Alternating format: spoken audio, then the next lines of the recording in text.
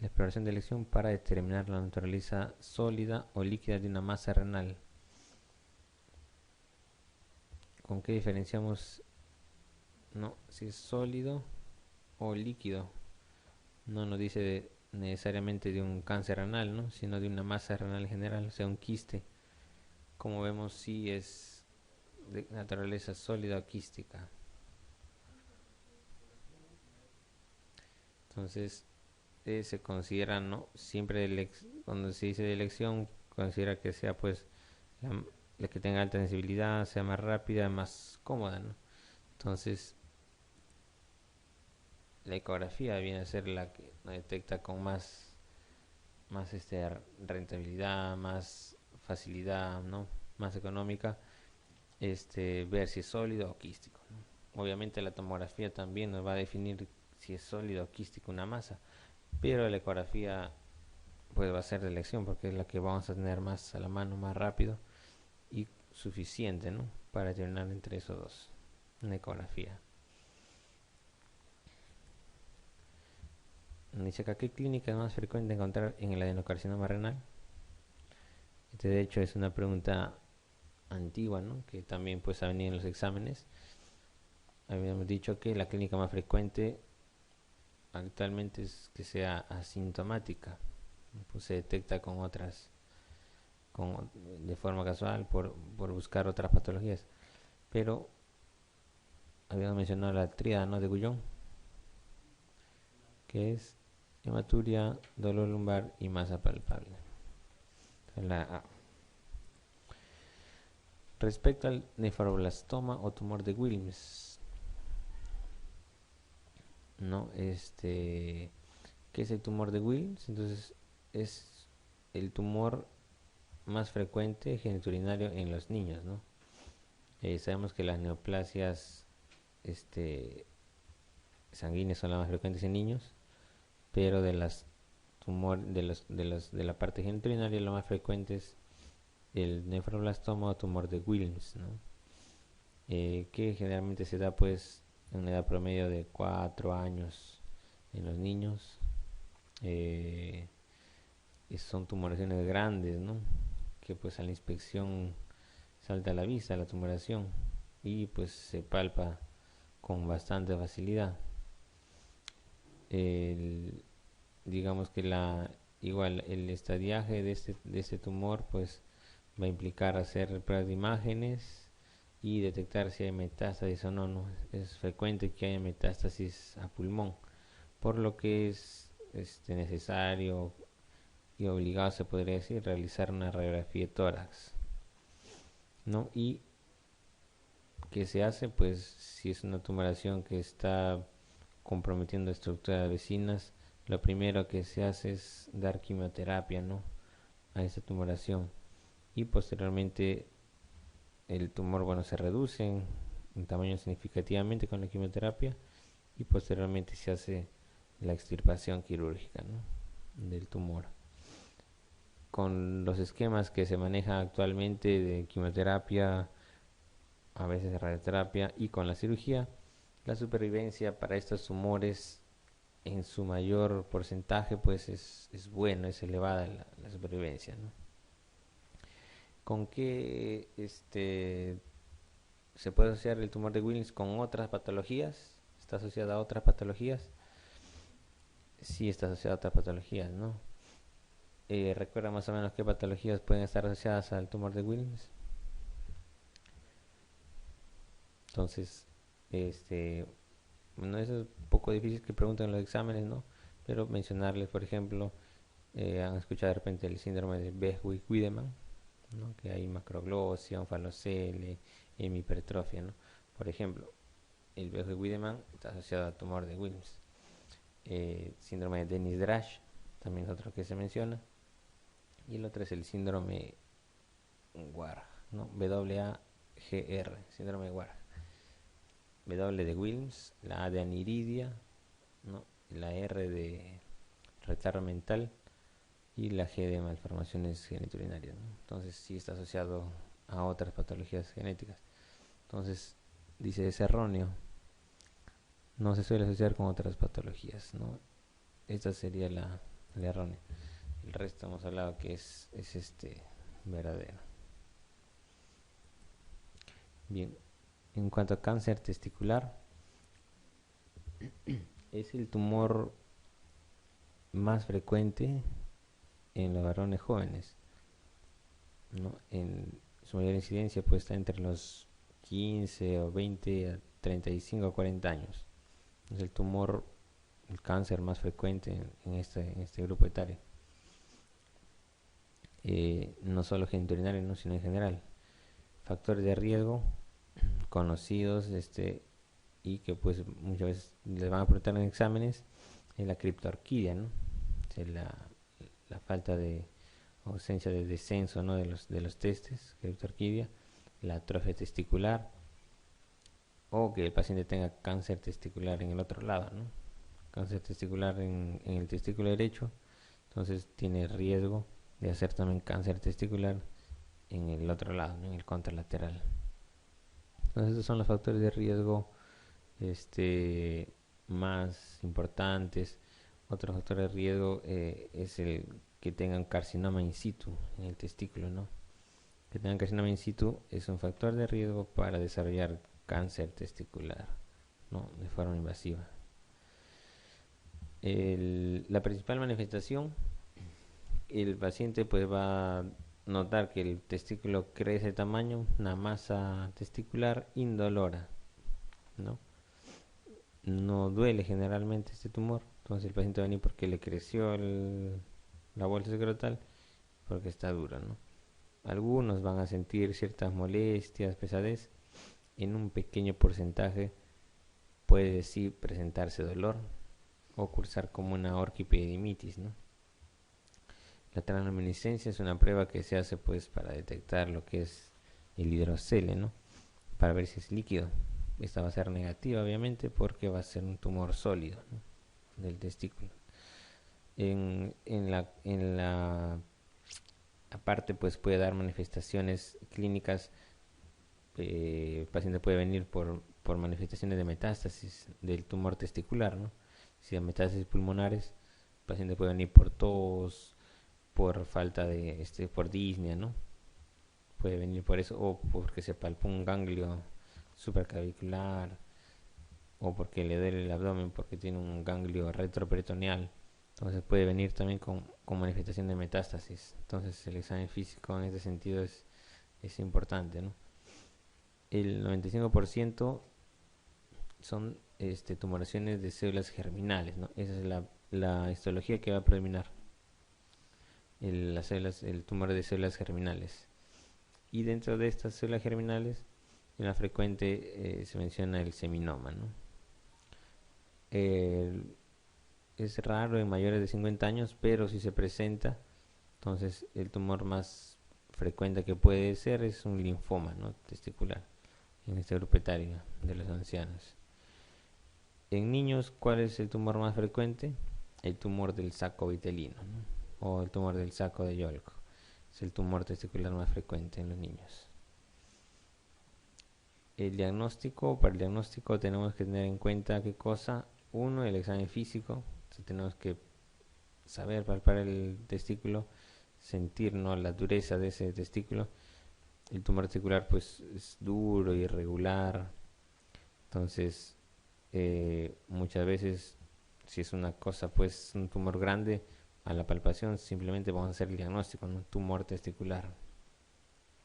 Y muchas veces, a veces hay duda, no sabemos, de repente tiene hidrocele justo el paciente, ¿no? Y no sabemos si es tumor o no es tumor. Entonces por ahí podemos utilizar la ecografía, por ejemplo, ¿no? Para que nos ayude a ver si en el testículo, en el parénquima testicular, hay alguna masa sólida. Entonces, una vez hecho el diagnóstico de este tumor testicular, ¿qué es lo que tenemos que hacer? Pedir, aparte del examen clínico, el dosaje de marcadores, ¿no? Marcadores tumorales para testículo, que los 3 marcadores recomendados, ¿no?, por las guías clínicas son estas, ¿no? Que son la AFP, la alfa-fetoproteína, la beta-HCG, la subunidad beta de la gonadotrofina crónica humana, y la LDH, DHL, ¿no? La lactato o deshidrogenasa. Esos tres marcadores son obligatorios para cuando hay patología testicular. Y el tratamiento, pues en primera instancia vamos a hacer una, como sabemos en qué estadio está, a dónde está el confinado el tumor. Entonces, a diferencia de próstata, que se detectaba, ¿no? Por ejemplo, con el tacto rectal, aquí para hacer el T de la aclaración TNM, el T va a ser post cirugía, ¿no? Hay que hacer una orquiectomía radical, o sea, hay que sacar ese tumor testicular. Y el microscopio nos dirá, pues el patólogo, si el tumor ha penetrado la túnica vaginal, si ha llegado al cordón, si ha comprometido la túnica vaginal o no. Entonces la orquiectomía radical inguinal, ¿no? Por vía inguinal. O sea, no podemos sacar el testículo, por ejemplo, como con el cáncer de próstata, ¿no? Hacemos la orquiectomía por vía transescrotal. Aquí no. En el tumor testicular tenemos que sacar el testículo por vía inguinal, no por la distribución de los vasos linfáticos que podrían perjudicar al paciente, ¿no?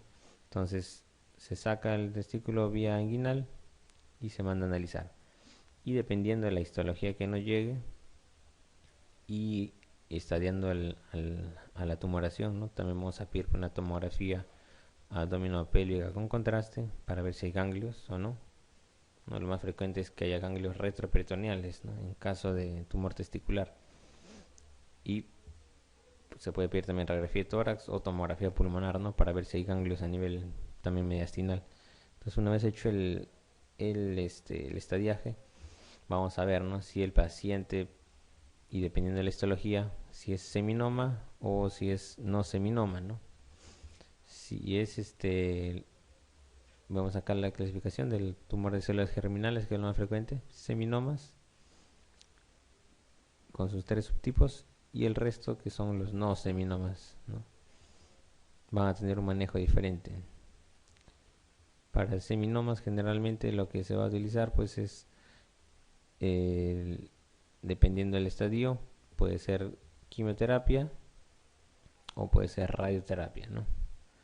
A diferencia de los no seminomatosos, que generalmente se utiliza la quimioterapia, ¿no? La radioterapia no está tan bien implantada para los no seminomatosos, ¿no? Aparte que pues van a ser tumores un poco más agresivos y el pronóstico pues va a ser un poco también más sombrío. En general tienen que recordar que los tumores testiculares tienen una buena supervivencia, ¿no? A pesar de que haya metástasis a ciertos órganos como el pulmón. Con el tratamiento que actualmente se conoce, quimioterapia, radioterapia, en general pues los tumores testiculares tienen una buena supervivencia, ¿no?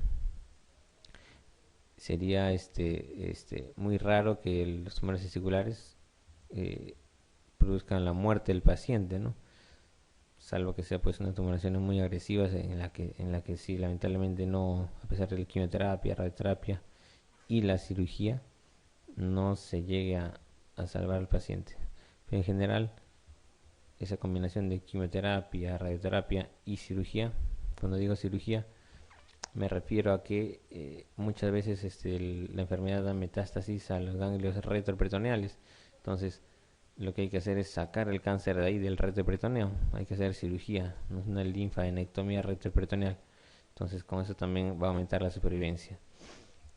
Bien, entonces, combinación de esas, la sobrevida en cáncer testicular en general es bastante alta. Ya, entonces, acá los porcentajes, seminoma no se olviden a la cabeza. Bueno, hay tres subtipos que ahorita no tendría mucho sentido que se lo aprendan. Y el resto, ¿no? Que no seminomatosos vienen a ser carcinoma embrionario, teratoma, coreocarcinoma, tumor del saco aeólogo. Coreocarcinoma,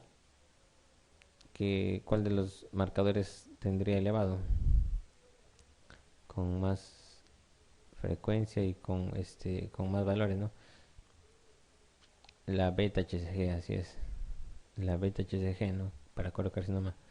Y lo otro que deben recordar, el seminoma, a efectos prácticos, nunca va a elevar la AFP. ¿Ya? La AFP va a estar elevada en los no seminomatosos, pero en seminoma la AFP está siempre normal. ¿Ya? Siempre normal. Vamos a las preguntas. Dicen, ¿no? ¿Cuál de las siguientes afirmaciones es cierta con respecto al cáncer testicular? La AFP se eleva en el coriocarcinoma puro.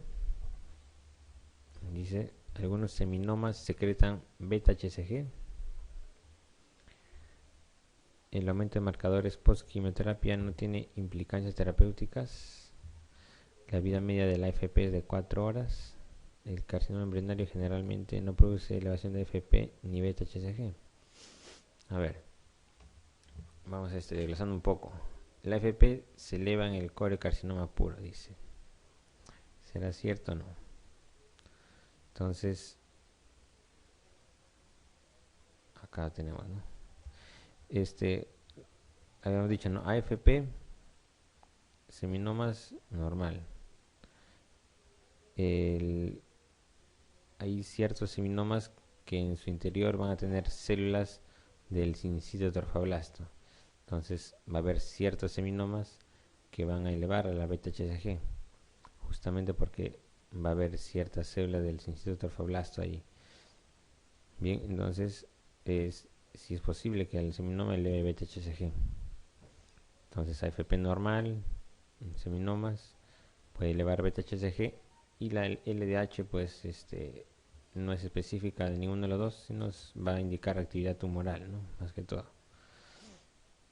En el resto, AFP está elevado, la beta-HCG también puede estar elevada, sobre todo en el coriocarcinoma, ¿no? Ahora, AFP en coriocarcinoma, en ciertas coriocarcinomas sí se podría elevar, pero en el coriocarcinoma puro, dicen, ¿no? O sea, solo hay células que van a secretar beta-HCG. Entonces, en este caso se consideraría pues falsa, ¿no? Si de repente dijera coriocarcinoma de tipo mixto, bueno, podría ser. Dice, algunos seminomas secretan beta-HCG. Habíamos dicho que en algunos seminomas pueden haber células del sincitotorfoblasto y que estas van a elevar beta-HCG, ¿no? Entonces esta sería la correcta, la B.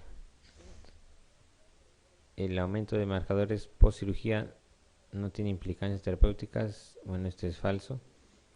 Después de la cirugía, o sea, después de la orquiectomía radical, hay que solicitar nuevamente marcadores tumorales, ¿no? Para ver si estos aumentaron, disminuyeron. Entonces eso también va a tener implicancias en la terapéutica. ¿Cuánto es la vida media de la AFP? Se considera de 5 a 7 días, ¿no? Y de la beta-HCG entre 12 a 36 horas, ¿no? Aproximadamente. Entonces la AFP 4 horas, falso.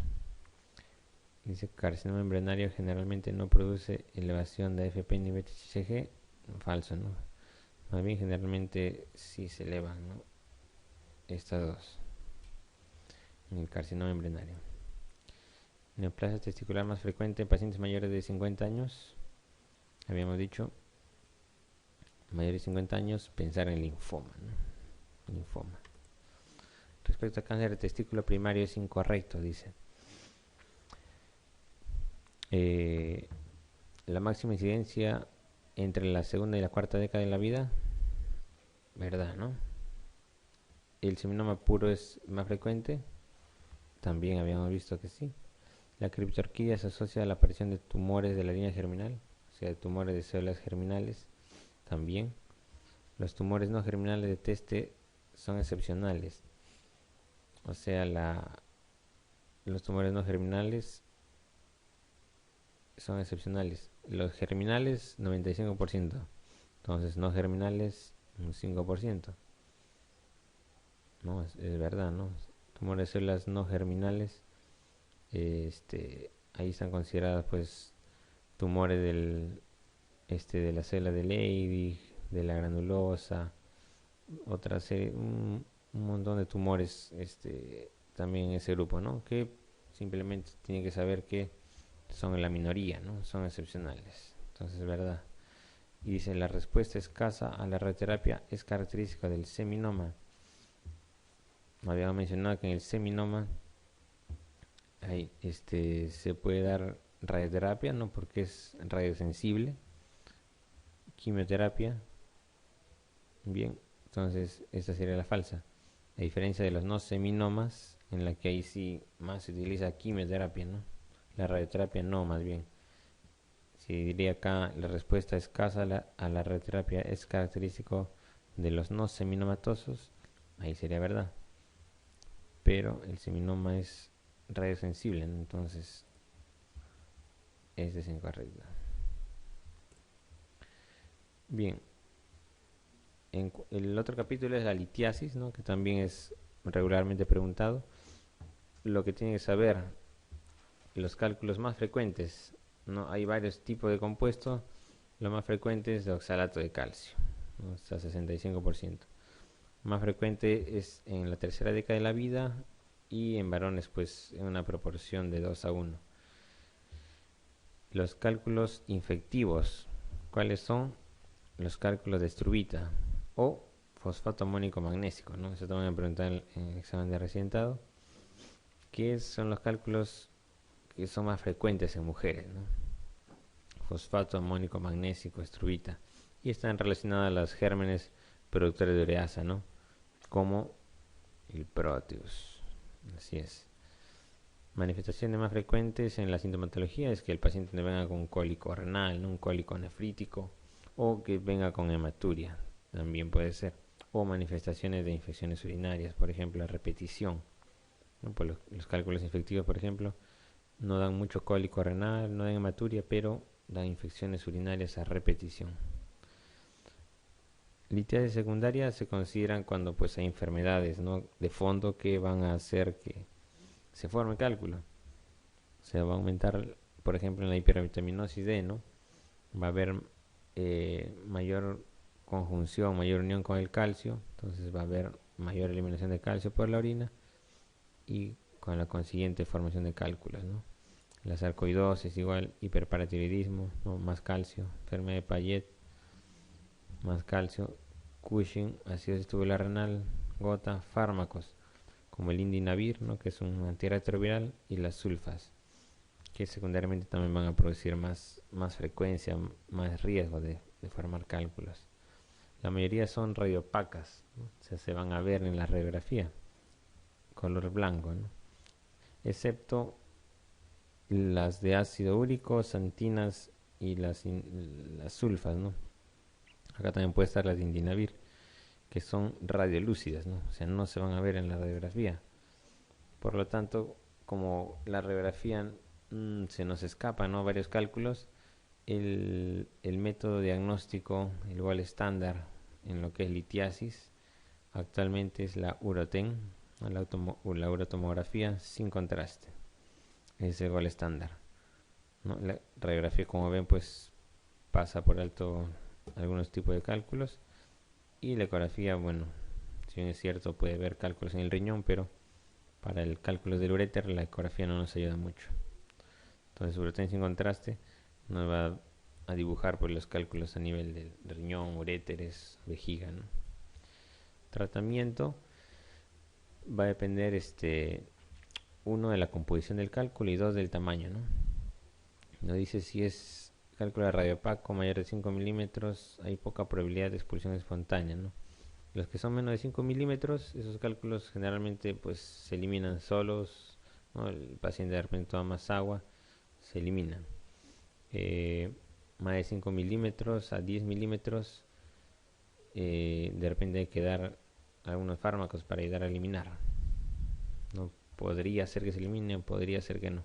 Más de 10 milímetros, o sea, 1 centímetro a más, ya es casi improbable, imposible que se eliminen los cálculos. Y esos justamente son los que tienen muchas veces indicación quirúrgica ya.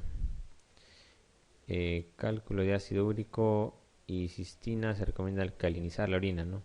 ¿Para qué? Para que pues alcalinizando la orina estos cálculos no van a llegar a cristalizarse, no van a llegar a formar, no va a llegar a ser cálculo, ¿no? Entonces alcaliniza la orina dando sustancias como citrato de potasio, por ejemplo, y los cálculos de ácido úrico se pueden disolver incluso. Para cálculo de calcio, bueno, algunos recomiendan acidificar la orina, no lo contrario, o dar citratos o magnesio, ¿no? O bueno, las presentaciones vienen muchas veces como citrato de magnesio, ¿no? Se dan las dos ahí a la vez. Y cambios higiénicos y dietéticos también es importante, ¿no? Hay que hacer modificaciones en la dieta, y evitar la carne roja de repente, aumentar la ingesta diaria de líquidos para que el paciente pues orine en general, se dice más de 2 litros, no es lo recomendable. Una dieta en grasas no tan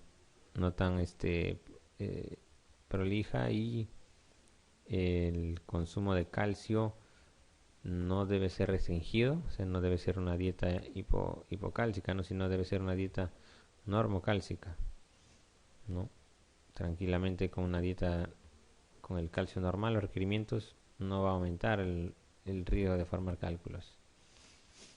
Entonces las preguntas nos dicen por acá, ¿son causa de hipercalciuria todas excepto?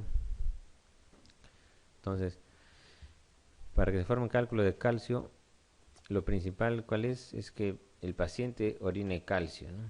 Entonces, va a haber hipercalciuria, entonces es la base fisiopatológica de la formación de cálculos, que el paciente va a orinar calcio.